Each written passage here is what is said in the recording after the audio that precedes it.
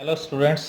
चलिए कुछ basic problems पे आज हम लोग चलते हैं। कल हमने डोमेन रेंज और ग्राफ वगैरह देख लिए थे फंक्शंस के।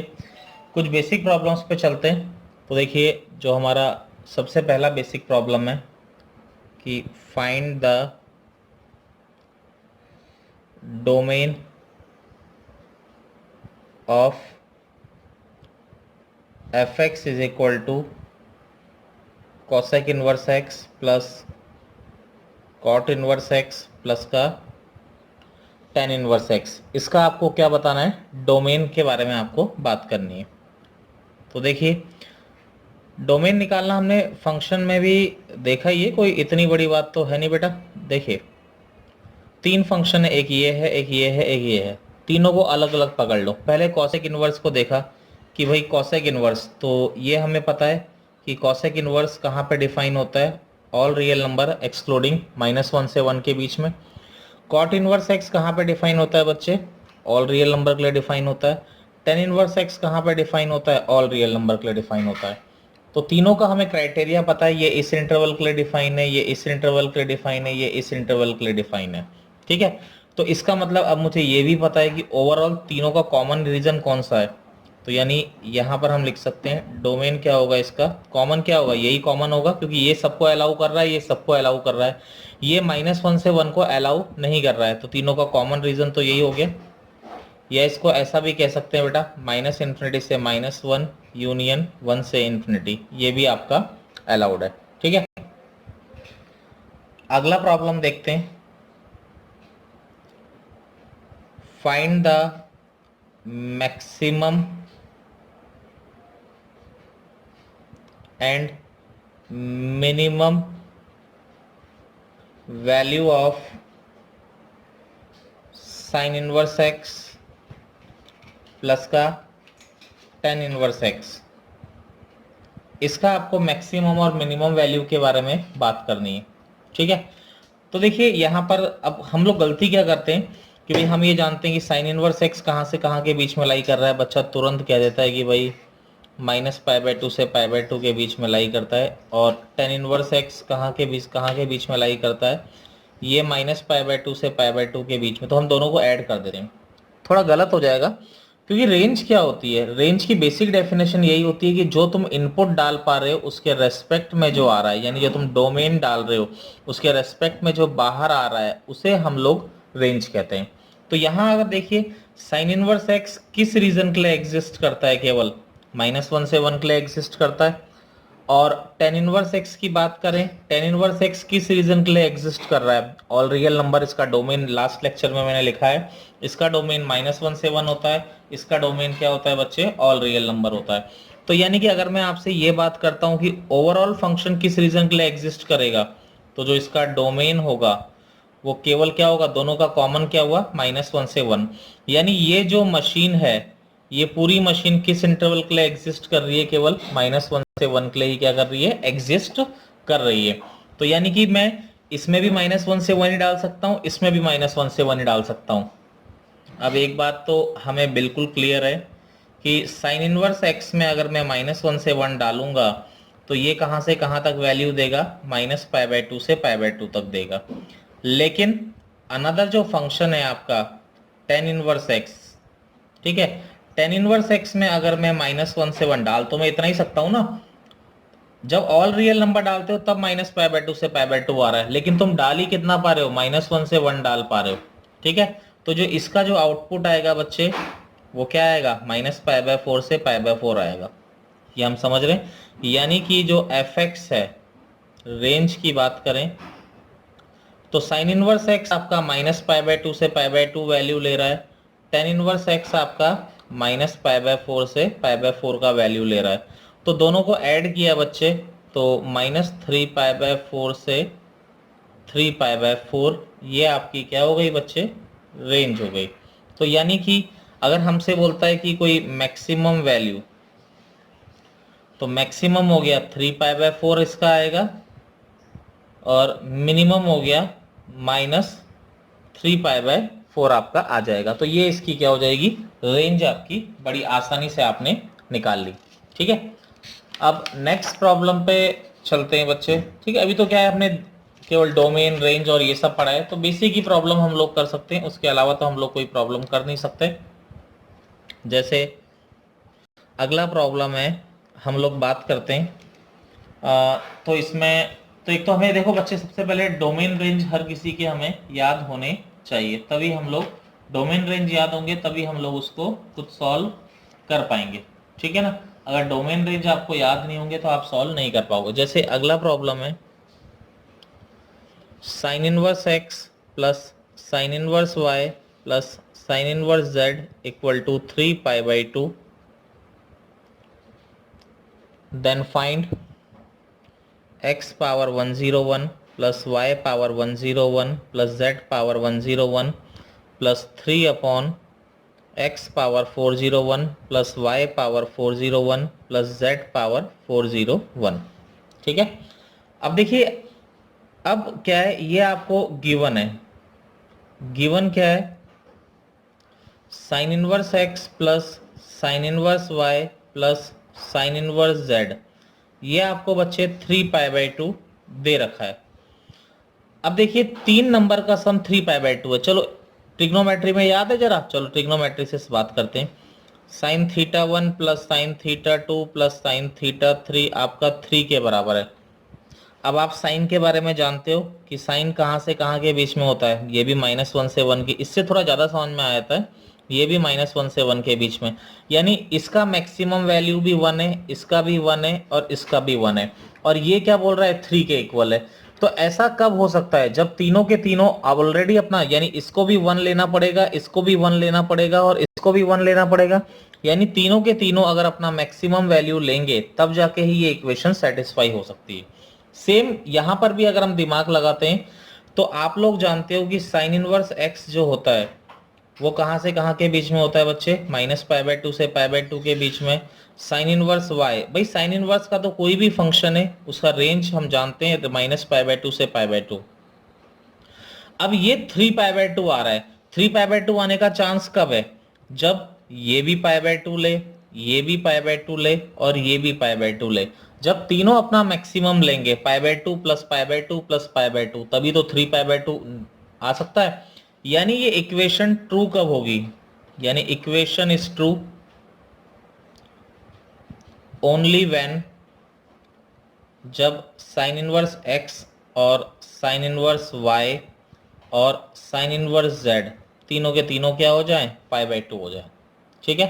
यानी साइन इनवर्स x π/2 है तो x क्या होगा, आप समझ ही पा रहे हैं, साइन π/2, और यही y होगा और यही z, तो यानी x, y और z बच्चे तीनों के तीनों क्या हो जाएंगे, इक्वल 1 हो जाएंगे, ठीक है। अगर अब ये तीनों इक्वल टू 1 है तो जो हमें निकालना था उसमें रख दें, तो आप जानते हैं 1 की पावर 101, 1 क्या फर्क पड़ता है, तो 1 की पावर तो कुछ भी हो 1 ही होगा यहाँ, फिर x 1 ही है, 3/1 प्लस 1 प्लस 1, तो 3 प्लस 3/3 यानी 3 प्लस 1, यानी बच्चे आंसर आपका क्या आ गया, 4 आ गया, ठीक है ना। तो ये आपका सीधा सीधा आंसर आपका आ गया। चलिए नेक्स्ट बेसिक प्रॉब्लम्स पे चलते हैं हम लोग अपनी। जैसे हमसे कभी कभी बच्चे दे दिया जाता है कि सॉल्व करिए, जैसे आपको दे दिया जाए sine inverse x is equal to π/3, तो इसका मतलब क्या होता है कि साइन, ये x की वो वैल्यू बताइए जिसके लिए साइन इनवर्स x क्या बन जाएगा, यानी वो रियल नंबर बताइए जिसके लिए ये π/3 एंगल के बराबर होता है। तो करने का तरीका क्या हो गया भाई, हमें साइन इनवर्स x को हमने थीटा मान लिया, तो साइन इनवर्स x को थीटा माना, तो sine theta is equal to आपका x हो जाता है, ये आप जानते ही हैं। तो अब आपका साइन इनवर्स x π/3 के बराबर है, तो यानी यहां से अगर हम देखते हैं तो यहां से x किसके बराबर हो जाएगा, साइन π/3 के बराबर, और बच्चे साइन π/3 कितना होता है, √3/2 आपका क्या हो जाता है, आंसर बड़ी आसानी से आ जाता है। बेसिक प्रॉब्लम है, ठीक है।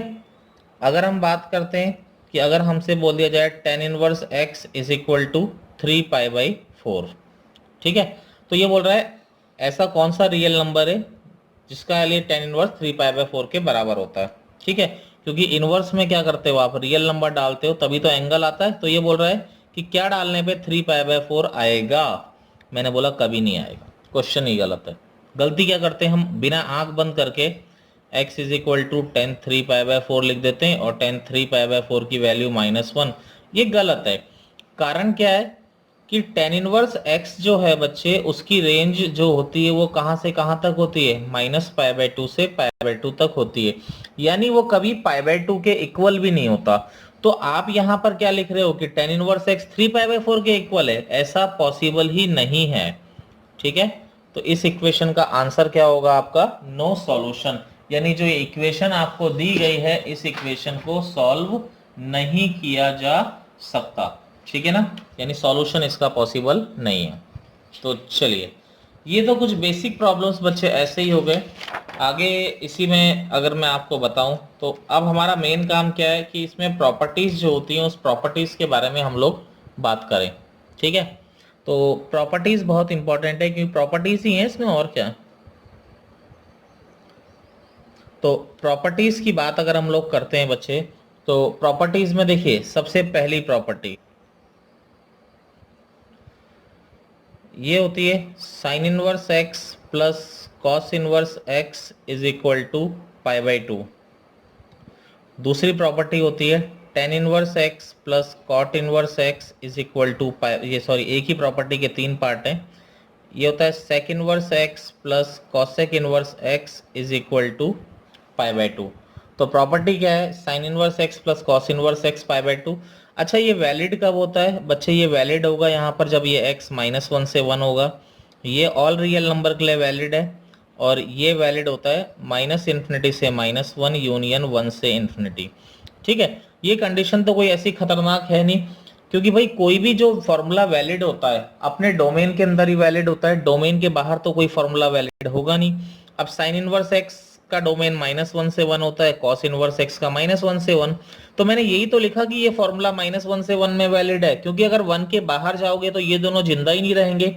समझ रहे हैं, ऐसी tan inverse x all real number के लिए वैलिड है, cot inverse x all real number के लिए, तो ये फॉर्मूला वैलिड होगा, ये किसी के लिए भी वैलिड हो जाएगा ऑल रियल नंबर के लिए।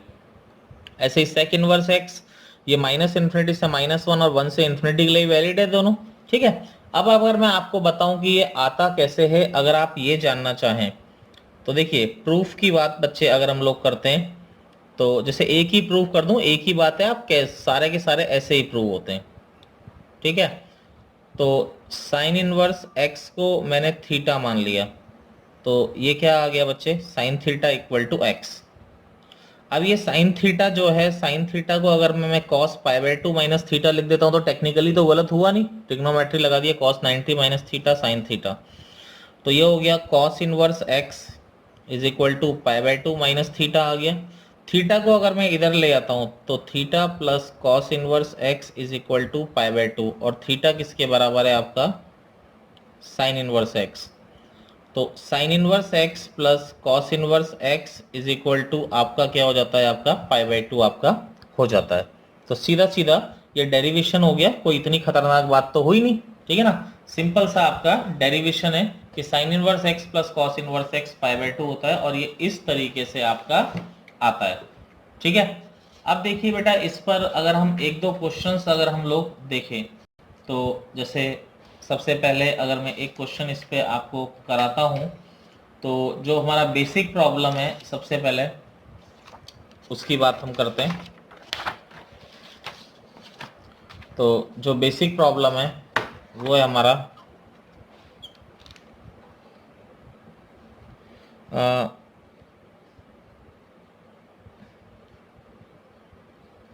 Solve for x sign inverse x is greater then cos inverse x, यानी x की वो वैल्यू बताइए जिसके लिए साइन इनवर्स x किससे बड़ा आ रहा है, आपका कॉस इनवर्स x से क्या आ रहा है बच्चे, बड़ा आ रहा है।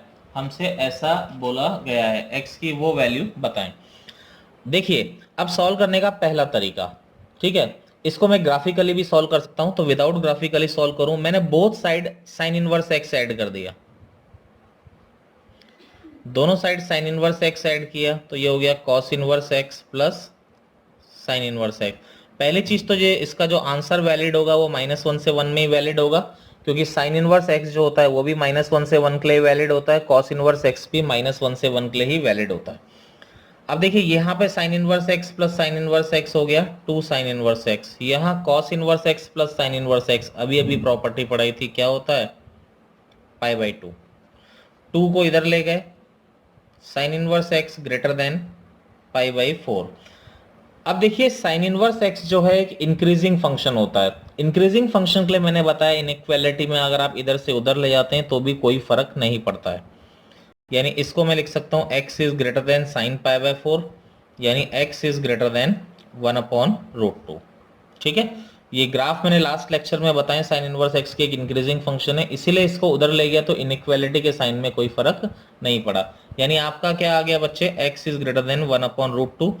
लेकिन 1 अपॉन रूट 2 से इन्फिनिटी तो जाएगा नहीं भाई, कई लोग सोचते हैं कि x is greater than 1 upon root 2 मतलब 1 अपॉन रूट 2 से इन्फिनिटी, नहीं भाई, आप आंसर केवल -1 से 1 में ही ले सकते हैं, क्योंकि जो इसका डोमेन आ रहा है वो -1 से 1 ही आ रहा है। तो जो आपका आंसर आ जाएगा बच्चे वो आ जाएगा 1 अपॉन रूट 2 से इन्फिनिटी, आपका आंसर आ जाएगा। ठीक है, ऐसे ही बच्चे, अब कोई बच्चे ने सोचा कि यार मैं साइन इनवर्स ऐड करूं, अब कई बच्चे होते हैं कि यार वो ये सोचते हैं कि नहीं मैं तो कॉस इनवर्स ऐड कर सकता हूं दोनों तरफ। तो होने को तो वैसे भी हो सकता है, दोनों साइड मैंने कॉस इनवर्स ऐड कर दिया, तो sine inverse x plus cos inverse x, तो मैं दोनों ही बता देता हूँ कोई गलती ना करे। तो ये तो क्या हो गया बच्चे पाई बाय 2। अब ये cos inverse x plus cos inverse x क्या आ गया, 2 कॉस इनवर्स एक्स। ठीक है, 2 इधर आ गया तो cos inverse x less than pi by 4 हो गया। लेकिन कॉस इनवर्स एक डिक्रीजिंग फंक्शन है, ये डिक्रीजिंग है, तो इसको इधर से इधर ले जाएंगे तो आपकी प्रॉब्लम ग्रेटर का लेस हो जाता है, लेस का सॉरी कॉस है, ग्रेटर का लेस हो जाता है और लेस का ग्रेटर, यानी आपका फिर x is like greater than 1 upon root 2 मिल गया, यानी x belongs to 1 upon root 2 से क्या आ गया बच्चे, इन्फिनिटी आ गया। तो आप साइन इनवर्स भी ऐड कर सकते हैं, कॉस इनवर्स भी ऐड कर सकते हैं, लेकिन आपको ये ध्यान रखना है कि यहाँ पर ये जो फंक्शन आप इधर से उधर ले जा रहे हैं वो इंक्रीजिंग है कि डिक्रीजिंग है। अगर इंक्रीजिंग है तो इनइक्वालिटी के साइन में कोई फर्क नहीं पड़ता, लेकिन अगर डिक्रीजिंग है तो इनइक्वालिटी का साइन ग्रेटर का लेस हो जाता है और लेस का ग्रेटर हो जाता है। ठीक है ना, इसको सॉल्व करने का बच्चे एक और तरीका होता है, वो भी मैं बता देता हूं आपको, ग्राफिकली भी आप कर सकते हैं। चलो इसी पेज पे हम ग्राफिकली भी अगर मैं देख लूं तो ग्राफिकली कैसे हो सकता है। अगर मैं भाई आपसे यही तो पूछा है ना कौन कब बड़ा है, तो अगर मैं दोनों के ग्राफ बना दूं एक जगह पे, जैसे ये साइन इनवर्स एक्स का ग्राफ आप जानते तो आप लोग सभी कुछ है, ऐसा होता है, ये पाई बाई 2 और ये माइनस पाई बाई 2, ये आपका 1 होता है, ये क्या होता है आपका -1। ये किसका ग्राफ है बच्चे, साइन इनवर्स एक्स का ग्राफ है। कॉस इनवर्स का ग्राफ में अगर इधर ही बनाता हूं तो कॉस इनवर्स का ग्राफ जो आता है आपका ऐसा आ जाता है। कॉस इनवर्स एक्स का ग्राफ कहां तक जाता है बेटा, पाई तक जाता है। कॉस इनवर्स की रेंज 0 से पाई होती है। ठीक है, अब दोनों ने यहां पे काटा, काटने का मतलब क्या है, जहां पर दोनों क्या हो जा रहे हैं, बराबर हो जा रहे हैं भाई, यहां पर दोनों काट रहे हैं। अब साइन इनवर्स एक्स भाई किस वैल्यू पे बराबर होते हैं, मुझे लगता है साइन इनवर्स 1 अपॉन रूट 2 भी पाई बाय 4 होता है और कॉस इनवर्स 1 अपॉन रूट 2 भी पाई बाय 4। तो दोनों जो बराबर होते हैं वो 1 अपॉन रूट 2 पर दोनों बराबर होते हैं, इसीलिए यहां पर काटा। अब ये कॉस इनवर्स एक्स है, ये साइन इनवर्स एक्स है, आपसे क्या पूछा गया है, sine inverse x cos inverse, sign inverse x cos inverse x से कब बड़ा है। तो यहां पर देखिए साइन इनवर्स एक्स कहां पे बड़ा आ रहा है, यही तो बड़ा आ रहा है, कॉस नीचे जा रहा है और साइन ऊपर जा रहा है, तो कहां से कहां के लिए बड़ा आ रहा है, आप देखिए कहां से कहां के लिए बड़ा आ रहा है, 1 अपॉन रूट 2 से 1 के लिए तो बड़ा आ रहा है। समझ रहे हैं मेरी बात, क्लियर। तो इसमें सॉरी ये मैंने 1 अपॉन रूट 2 से इन्फिनिटी लिख दिया, आपका ये 1 तक ही जाएगा, यहाँ भी मैंने गलती से लिख दिया सॉरी, ये आपका कहाँ तक जाएगा, 1 तक जाएगा। ठीक है, तो ये 1 अपॉन रूट 2 से आपका कहाँ तक जा रहा है, 1 तक जा रहा है। चलिए अगला प्रॉब्लम देखते हैं, ये 3 तरीके से मैंने आपको बता दिया है प्रॉब्लम। अगला प्रॉब्लम बच्चे हम लोग देखते हैं यहाँ पे कि equation 2 cos inverse x plus sine inverse x is equal to 11 pi by 6 has, सबसे पहला आ गया नो सॉल्यूशन, दूसरा आ गया ओनली 1 सॉल्यूशन, तीसरा आ गया बच्चे 2 सॉल्यूशन और चौथा आ गया 3 सॉल्यूशन। तो ये इक्वेशन हमने सॉल्व करनी है। गिवन है बच्चे 2 cos inverse x plus sine inverse x is equal to 11 pi by 6। तो ये 2 cos इनवर्स x से अभी अभी प्रॉपर्टी में पढ़ाया था हमने, cos inverse x plus cos inverse x लिख दिया इसको, ठीक है। अब ये sign inverse x plus cos inverse x क्या हो जाता है बच्चे, पाई बाई 2, ठीक है। तो cos इनवर्स x आ गया 11 पाई बाई 6 माइनस का पाई बाई 2। अब बेटा यहाँ एलसीएम लिया तो ये 11 पाई माइनस 3 पाई, बच्चे ये आ गया 8 पाई बाई 6, यानी ये आ गया 4 पाई बाई 3, ठीक है। ये पॉसिबल ही नहीं। क्यों पॉसिबल नहीं है बच्चे, क्योंकि cos इनवर्स x जो होता है उसको हम किसके बराबर कर सकते हैं, केवल पाई तक ही मैक्सिमम जाता है। और यहाँ पर क्या लिखा है, cos inverse x 4 pi by 3, तो पाई से बड़ी वैल्यू है, तो यानी x की ऐसी कोई वैल्यू एग्जिस्ट ही नहीं करती। तो जो बच्चे इसका आंसर होगा आपका, वो आंसर क्या होगा इसका, नो सॉल्यूशन इसका आंसर होगा, ठीक है। तो ठीक है, चलिए मिलते हैं फिर नेक्स्ट लेक्चर में अगली प्रॉपर्टीज देखेंगे।